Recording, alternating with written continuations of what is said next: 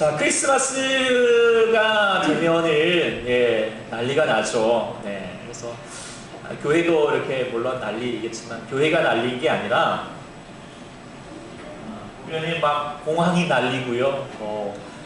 명동의 거리들이나 북새통이고요. 네, 백화점들이 난리고 심지어는 뭐 호텔과 숙박업소들, 펜션들이 난리입니다. 다들 성탄절을 즐기려고 난리인데요. 그 난리가 참 난감하게 합니다. 성탄절은 분명히 즐거운 날이지만 그러나 즐기는 날은 아닙니다. 성탄절은 그저 우리끼리 파티를 열고 웃고 떠드는 날이 아니라고 하는 사실을 우리가 깨달을 수 있기를 소망합니다. 성탄절 되면 다음 뭐라고 인사하죠? 메리 크리스마스. 그렇죠? 우리 친구들도 메리 크리스마스 손 들면서 막 그러잖아요. 여러분들 메리 크리스마스 뜻이 무엇인지 아십니까? 예? 즐거운 성탄. 맞긴 했는데 좀 약간 메리 크리스마스 하지만 이 글자는 세 가지 단어가 같이 조합되어 있는 글자입니다. 메리, 두 번째로는 크라이스트. 제대로 읽으셨습니다. 그 다음에 마스라고 하는 단어예요.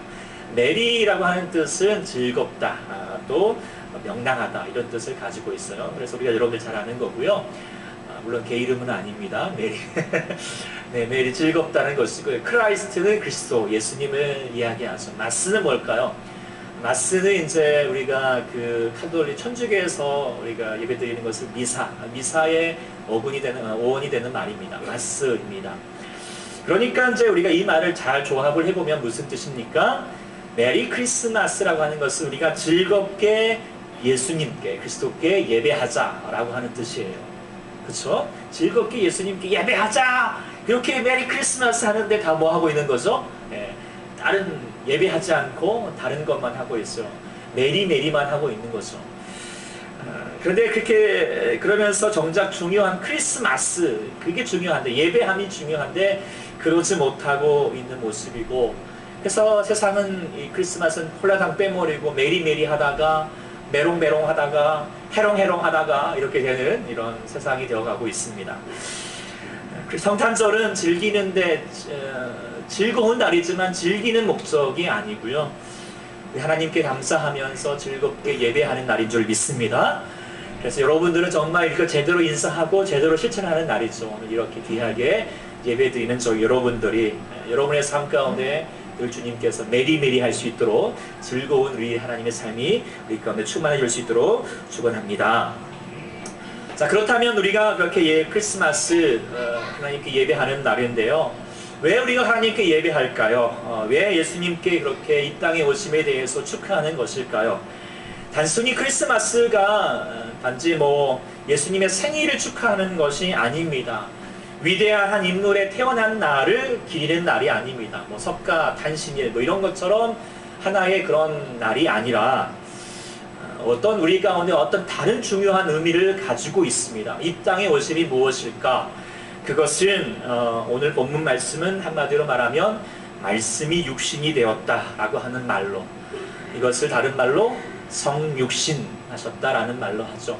그래서 성탄절이라고 하기보다도 제가 생각해보면 이 말이 더 중요한 말은, 더 의미 있게 생각해 볼 수 있는 말이 뭘까요? 성탄절이 아니라 성육신 날입니다. 그렇죠? 성육신절 이렇게 말할 수도 있겠죠. 좀 어감이 약간 좀 애매함이 있지만 이게 더 성탄절을 잘 우리가 의미를 되새기는 말이라고 할 수 있을 것입니다.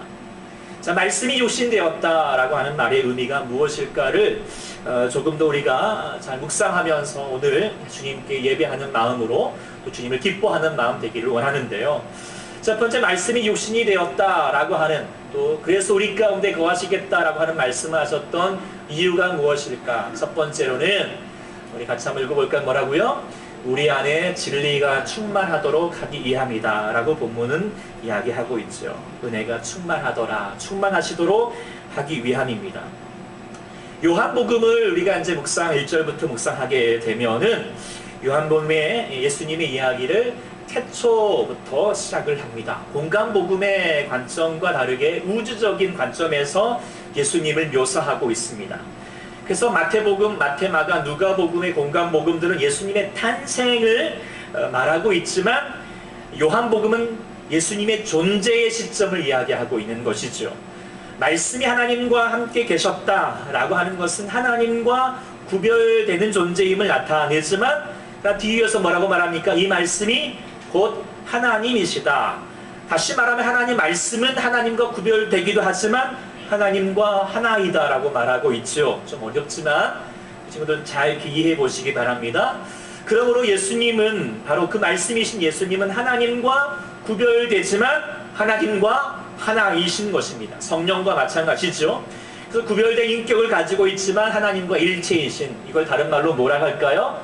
삼위일체임을 분명하게 오늘 본문도 드러내고 있습니다. 창조주부터 그 말씀이 존재했다라고 또 말하고 있습니다. 그 말씀이 있다라고 하는 것은 그 말씀이 모든 것에, 모든 역사의 시작이다라고 하는 것이고, 그 말씀 안에 모든 것이 되게 하는 것이고, 그 말씀이 모든 것을 살리고 사는 것을 의미하는 것일 수 있습니다. 그래서 이 말이 아주 오묘한 말인데요. 이 철학자들 당시에 이제 이 말을 이 철학자들도 뭔가 원리를 생각하다가 이렇게 얘기를 했습니다. 오늘도 본문도 이렇게 말했는데요. 로고스라고 하는 말로 오늘 이제 얘기를 하고 있습니다. 이 로고스라고 하는 것은 헬라 철학자들이 인간의 역사를 지배하는 우주의 원리, 뭐 그런 거예요. 그냥 하여튼 그런 거예요. 그래서 로고스를 자, 우리나라 성경이 처음 번역할 때 이 로고스를 어떻게 말해야 될까라고 하다가 그것을 이제 우리의 어떤 철학의 용어로 말해서 길도자를 써서 태초에 도가 있느니라 라고 하는 말로 옛날 성경책에 이렇게 번역되기도 합니다. 그래서 요한은 이제 로고스를 우주의 원리라고 하는 어떤 추상적인 개념을 얘기는 한 듯 하지만 사실 더 깊은 의미를 부여하고 있습니다. 저는 이렇게 이제 얘기하고 싶습니다. 뭔가에 존재하는 건데 존재하는 것이 존재하게 하는 그 존재의 원리입니다. 더 헷갈리십니까? 제가 한 가지 좀 얘기해 보겠습니다. 예를 들어서 이게 컵이 있습니다. 컵이 우리라고 컵이라고 이렇게 딱 보면서 부르잖아요. 근데 그냥 아무 것만 가지고 이것도 컵이라고 말할 수 있나요? 비슷해 보이지만 아닙니다. 그렇죠? 근데 이 컵과 이것이 뭐가 다르냐? 다른 것도 뭐 비슷한 게 있겠지만 이렇게 있는 것도 있고 종이로 만든 것도 있고 뭐 찌글팅으로 된 거 있을지라도 뭔가 보면은 존재가 이 컵이 컵되게 하는 게 있죠. 그쵸? 네. 요거는 컵이 컵되게 하진 않잖아요. 그런 것을 가리켜서 아마 로고스라고 그렇게 말할 수 있을 것 같습니다. 더 의미를 받는다면 사람이 사람 되게 하는 거죠. 같은 사람이라도 사람이 아닙니다. 때로는 사람이 정말 그 안에 로고스가 있을 때 그렇게 사람이 되게 하는 것이다 라고 말하는 것이죠. 그래서 이 말을 표현할 길이 참 없지만 제가 보니까 딱 하나 있더라고. 이 말을 표현할 수 있는 말, 전라도 말로 거시기. 거시기. 거시기 해요. 하여튼 거시기가 거시기입니다. 그런 것 같습니다. 어쨌든 그렇습니다. 어쨌든 심오한 의미를 담고 있는데요. 근데 그 거시기 하신 예수님께서 그 말씀이 오늘 예수님께서 어떻게 육신을 입고 오셨다라고 얘기를 하고 있습니다. 그리고 우리 가운데 거하신다라고 말하고 있죠. 말씀 우리 가운데 거하신다라고 하는 말이 무엇일까? 그리고 왜 주님께서 우리 말씀 그 로고스를 그 거시기 우리의 그 존재되게 하시는 그 모든 것들을 우리 가운데 거하게 하시게 하시는 것일까? 그게 도대체 무엇 때문에 이렇게 중요한 사건이 되는 것일까? 우리가 그렇게 예배해야 되고 또 우리가 정말 주님께 찬양할 제목이 되는 것일까? 그것을 설명해 줄 수 있는 사건이 우리 지난주 일어났던 사건을 통하여서 얘기할 수 있을 것 같습니다.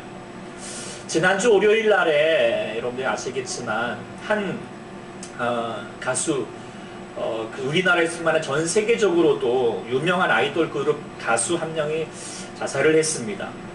그리고 그 다음 날에 그 유서의 내용이 공개가 되었지요. 정제의 내용을 전문의 내용을 보면 대강 이렇습니다. 처음부터 보면 난 속에서부터 고장났다. 천천히 날 갉아먹던 우울은 결국 날 집어삼켰고 난 그걸 이길 수 없었다. 라고 말하면서 제일 뒤에 제가 눈여겨보게 되는 것이 있는데요. 그게 뭐냐면 나는 나를 만난 적이 없으니까 내가 있는지도 모르는 게 당연해. 왜 사느냐고 물었다. 그냥 다들 그냥 산단다. 왜 죽으냐 물으면 지쳤다 하겠다. 시달리고 고민했다. 지겨운 통증들을 환희로 바꾸는 법은 배운 적도 없었다. 통증은 통증일 뿐이다. 저는 이 친구의 말에 참 의미가 있다라는 생각을 좀 가져보게 됩니다. 그리고 많은 사람들이 이 말을 그냥 무심코 흘러듣지 못합니다. 공감할 수밖에 없는 내용이죠. 그러면서 왜 이 친구가 이 죽음을 택할 수밖에 없었을까? 저는 그의 유언을 보면서 한마디로 단정할 수 있을 것 같습니다. 바로 그것은 그에게 말씀이 없었기 때문이다 라고 그렇게 말할 수 있습니다. 예수님께서 우리에게 하셨던 유명한 말씀 중에 하나, 사람이 떡으로만 사는 것이 아니다, 말씀으로 사는 것이다 라고 말했죠. 말씀이 우리를 살게 합니다. 근데 그 뒤집어 말하면 말씀이 없으면 죽는 것이죠.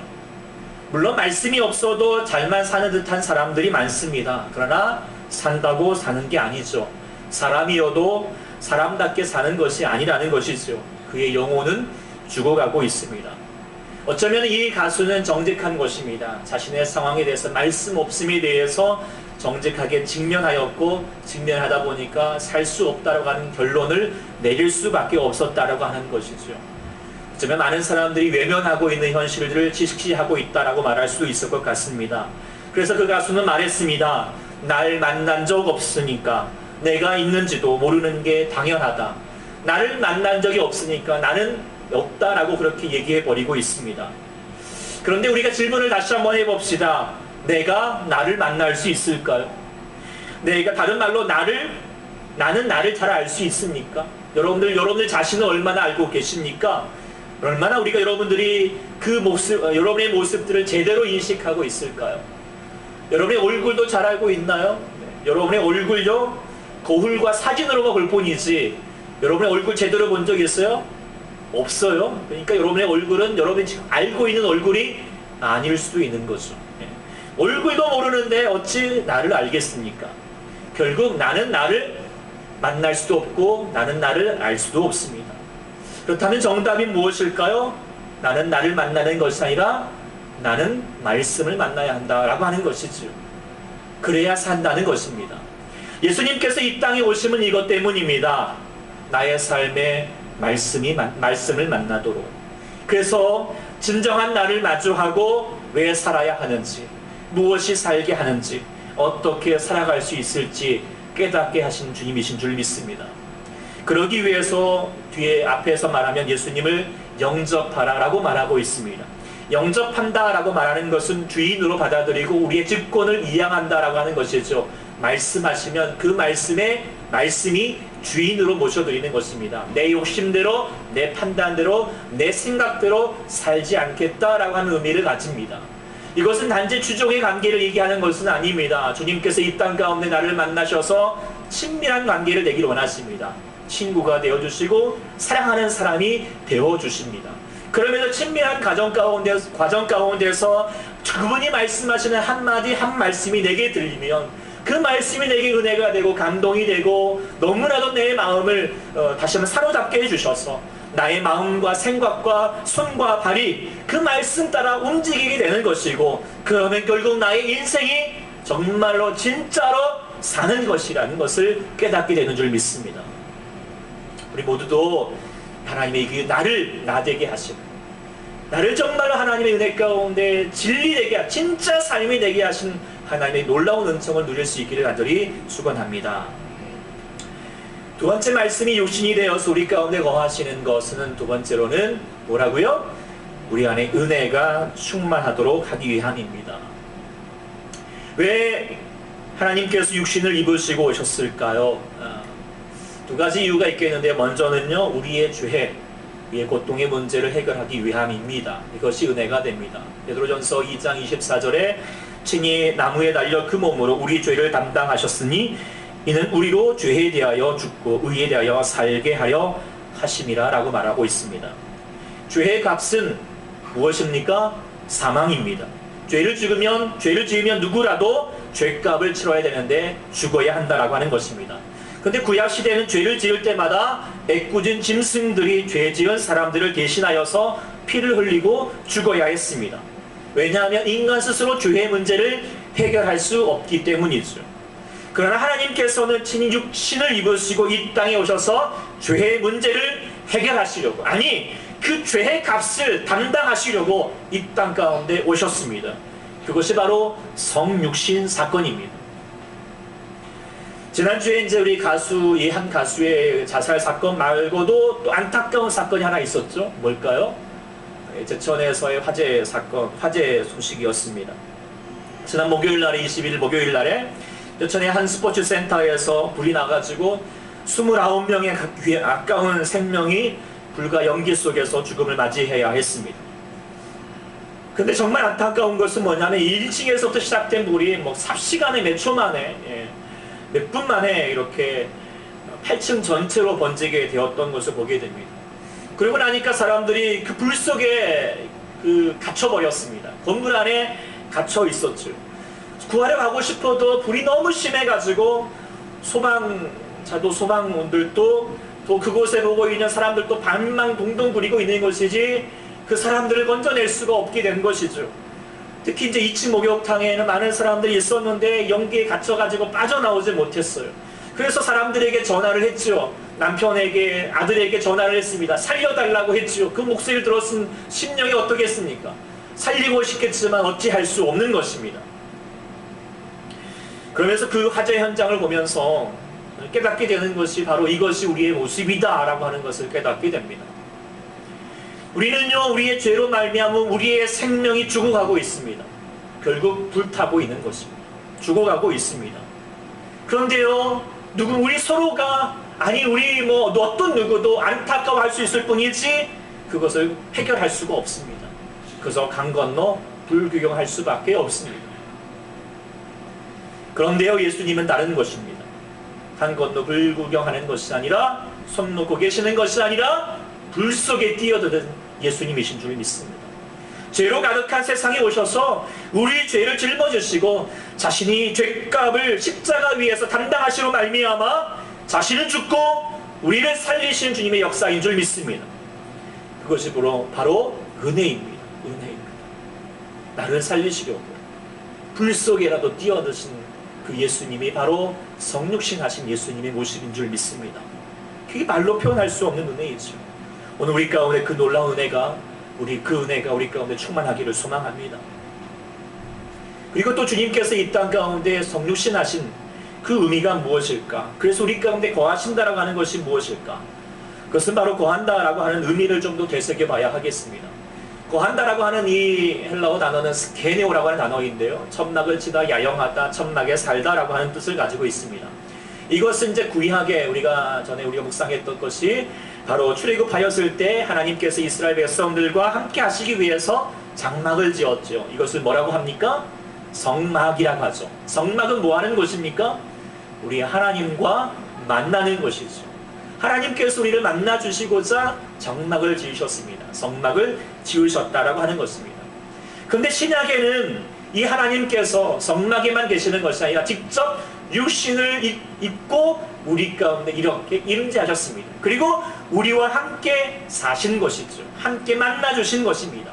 마치 어른들이 아이와 이야기할 때 아이의 심령을 가지고 아이의 언어로 이야기하고 있는 것처럼 우리 하나님께서 인간을 사랑하시고 육신을 입으셔서 우리 사람처럼 직접 찾아오신 주님이신 줄 믿습니다. 그러셔서 뭐 한 겁니까? 내가 처한 현실과 내가 처한 형편과 이 답답한 현실, 이 어두운 현실 가운데 찾아와 주셔서 나를 만나 주시고자 하신 하나님의 은혜인 줄 믿습니다. 그리고 주님께서 친히 우리 가운데 거하십니다. 거하시고 우리의 이야기를 들어주시고 우리와 함께 음식을 나눠주시고 우리에게 친히 진리를 가르쳐 주십니다. 그리고 우리가 주님을 그렇게 만나게 되면 우리 안에 울음이 넘쳐질 것이고 우리 안에 눈물을 닦아주시고 죄 지은 자를 용서케 하시고 낙심한 자에게 소망과 용기를 허락하신 주님이신 줄 믿습니다. 그렇게 주님께서 우리를 만나러 오셨다라고 하는 사실이죠. 100여 년 전에 이제 옛날 100여 년 전에 하와이 그 군도 가운데 모라카이라고 하는 섬이 있습니다. 그 섬에는 이제 문둥병자들, 요즘으로 말하면 한센병, 나병이라고 하죠. 한센병자들만 모여서 살고 있는 곳이었습니다. 근데 그곳에 어느 날 벨기에에서 다미안이라고 하는 신부가 찾아와서 그들을 이렇게 전도하기 시작을 했습니다. 그래서 그 온몸이 썩어갖고 있는 문둥병자들 앞에서 복음을 전하는데, 근데 처음에 이 문둥병자, 나병 환자들이 그를 비웃으면서 이렇게 말하는 것이에요. 아이고, 당신은 건강한 몸이니까 그렇게 믿음을 가지고 살지만 만약에 당신도 우리들처럼 죽게 된다면 그렇게 말하지 못할 거예요 라고 말하면서 저들이 당신은 우리하고 다른 존재이다 라고 하는 것을 그렇게 얘기하면서 그들을 밀어내는 것입니다. 그러면서 마음의 문을 굳게 닫고 전혀 하나님의 복음을 받아들이지 않게 됩니다. 자, 고민에 쌓였던 다미안 신부가 어느 날 교회에 가서 이렇게 기도했다라고 합니다. 하나님, 제가 이제 문둥병자가 되어야 하겠습니다. 그리하여서 저들에게 주님의 복음을 전하여서 불쌍한 저들의 영혼을 살리게 하여 주시옵소서. 그리고 나서 정말 이 다미안 신부는 자기 몸에 상처를 내고 나병 환자의 온몸을 감싸 안았습니다. 그리고 나중에 결국 자신도 문둥병자, 나병 환자가 되었습니다. 감각이 점차 묻어지고 눈썹이 빠지고 그의 손가락 마디가 떨어져 나가는 사진도 보면 좀 보이겠지만 문둥병자 그 모습을 그대로 가지고 있으면서 그렇게 같이 고통하고 있는 자들을 향하여서 주님이 당신을 사랑하십니다. 주님이 당신을 하십니다. 주님이 당신을 살리시고자 하십니다. 라고 하신 주님의 복음의 말씀을 전하기 시작했습니다. 그때서야 이 나병 환자들이 마음의 문을 열고 그 하나님의 메시지를, 그 다미안 신부가 외치는 주님의 복음을 받아들이기 시작하였고, 그로 말미암아 새로운 인생을 살게 되었다라고 하는 것이죠. 이것이 바로 예수님께서 이 땅 가운데 오신 사건과 조금이라도 비교해 볼 수 있는 사랑의 모습인 줄 믿습니다. 오늘 예수님께서 우리 가운데 오시는 것은 바로 우리를 살리시려고 가장 죄된, 가장 더러운, 가장 우리 가운데 치욕스러운 것 가운데 오신 주님이신 줄 믿습니다. 그것이 바로 성육신 사건은 주님의 사랑의 극치이다 라고 그렇게 말할 수 있을 것입니다. 더불어서 그것이 주님께서 우리 가운데 허락하신 가장 큰 축복인 줄 믿습니다. 우리 가운데 축복은 다른 물질과 어떤 세상의 부귀영화를 얻는 것이 아닙니다. 우리 가운데 축복은 우리 가운데 우리와 하나님께서 우리와 함께 하신다라고 하는 사실인 줄 믿습니다. 하나님께서 더 이상 멀리 계시지 않냐고 강 건너 불구기만 하고 있는 것이 아니라 우리의 삶의 현실 가운데 다가와 주신다라고 하는 은혜인 줄 믿습니다. 하나님께서 우리와 함께 하신다, 임마누엘 되신다라고 하나님 은혜가 우리 가운데 선포되시는 날, 바로 이 크리스마스인 줄 믿습니다. 그렇기 때문에 주님께서 우리 가운데 가장 최고의 선물이 되어주십니다. 하나님께서 지금도 우리의 언어 가운데, 우리의 생각 가운데, 우리의 삶 가운데 함께 하셔서 여러분이 당하는 사건 속에도 함께 하시고 역사하신 줄 믿습니다. 혹시라도 실패하였거나 건강이 약해졌다고 하나님께로부터 멀어졌다고 생각하면 안 됩니다. 하나님은 결코 그 가운데 멀어지지 않습니다. 하나님은 지금도 우리와 함께 하시고 영원토록 함께 하신다. 세상 끝날까지 너희와 항상 함께 있을 것이다 라고 하나님 약속하셨습니다. 그 하나님은 반드시 약속하시며 지키시는 주님이신 줄 믿습니다. 그러니까 우리 두려워하지 마십시오. 염려하지 마십시오. 삶이 비록 많이 힘듭니다. 어렵습니다. 어찌해야 할까? 살아도 사는 것 같지 않고 이리 살아야 되는 것일까? 라고 그렇게 마음 망설일 때가 참 많을 것입니다. 올 한 해를 돌아보아도 우리도 그렇습니다. 부족했고 답답했고 죄악 덩어리였습니다. 그런데 예수님께서 그 우리를 위해서 마국간 구유에 임하셨습니다. 마국간 구유에 임하였다는 것은 참 우리 가운데 중요한 의미를 가지고 있습니다. 그 더럽고 냄새나고 매명받은 곳에 임재하셨다라고 하는 사실, 그 몸을 그곳에 누이셨다라고 하는 것은 바로 지금 우리에게도 우리 안에 주님의 몸을 누이시겠다라고 하는 의미인 줄 믿습니다. 바로 나와 함께 하시겠다, 너와 함께 하시겠다, 너를 살리시겠다, 너와 영원토록 너와 함께 하겠다라고 하는 의미를, 강력한 메시지를 담고 있는 줄 믿습니다. 할렐루야. 이 귀한 예수님을 우리가 어찌 크리스마스에게만 끝나겠습니까? 우리의 삶의 끝까지 우리 주님을 붙들며 함께 동행할 수 있는 우리가 되어야 하겠습니다. 그래서 우리가 주님 아버지 앞에 예배하면서 찬양하면서 그래서 주님 아버지 앞에 영광 올려드리는 우리 모든 삶이 될 수 있기를 간절히 축원합니다.